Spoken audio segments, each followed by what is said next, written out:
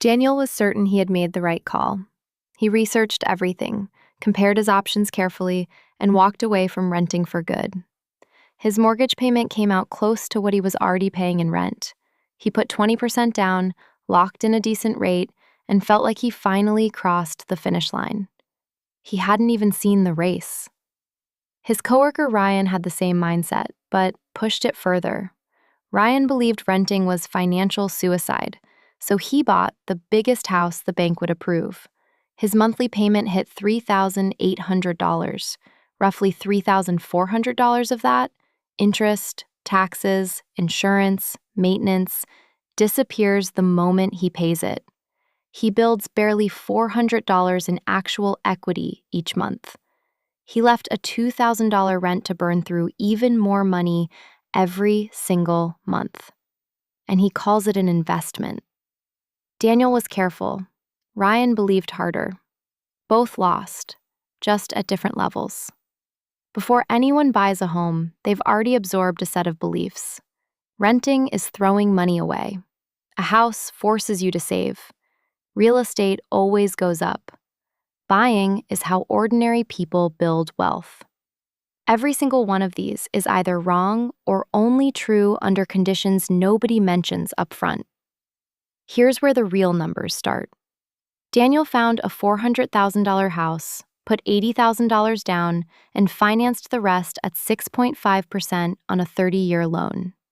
He compared his mortgage payment to his old rent, figured it was close enough, and signed. That comparison, mortgage versus rent, is the only number most buyers ever look at. It's also the wrong number.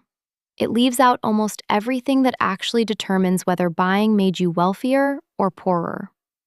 Look at Daniel's very first payment. His loan is $320,000. Over $1,700 goes straight to the bank as interest. Only $289 goes toward actually owning the home.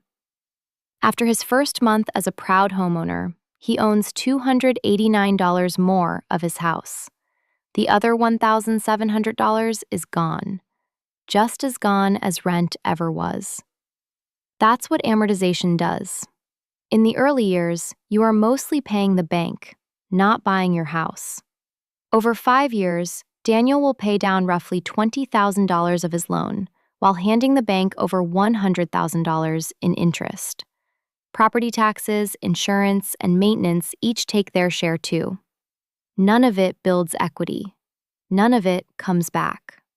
There's a well-known rule that says the true yearly cost of owning runs about 5% of the home's value. But that rule was built when rates were around 3%. At today's rates, it's closer to 7%. The benchmark everyone still uses makes buying look far better than it actually is. Then there's the $80,000 down payment, the part Daniel is proudest of. But housing beats inflation by only 1 to 2% a year. That same $80,000 in an index fund at 7% annual returns would grow to around $112,000 in 5 years. Parked in his house, it barely moves. That $32,000 difference is the opportunity cost, and it never shows up on any statement. Now look at 3 people over 5 years. Ryan, who bought the most and believed the hardest, is furthest behind, buried in interest with almost nothing to show for nearly $200,000 in payments. Daniel sells at year 5. His equity from principal is about $20,000. The home appreciated roughly 1% a year, but selling costs 6%.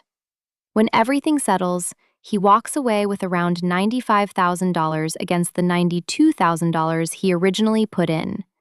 5 years netted him about $3,600. The third person kept renting at $2,000 a month and invested the difference. The $92,000 she would have spent on a down payment went into the market instead. She also invested the $800 a month she saved by renting. 5 years later, she's sitting on about $190,000, nearly double Daniel's outcome, and fully liquid. The renter only wins because she put every saved dollar to work. If that money funded a better lifestyle instead, the math flips completely. Buying isn't automatically wrong. If you're staying long term, your market has strong fundamentals, and you genuinely want the home, buy it. Just buy it knowing what it actually is. A home can be a wonderful thing. Stability, roots, a space that belongs to you. But that's a lifestyle, not an investment strategy. The moment you confuse the two, you stop doing the math and start believing a story. The decision was never really rent versus buy. It was running your own numbers versus trusting what everyone told you. Subscribe to Mary Explains Money, where we break down the real math behind the financial decisions you face every day.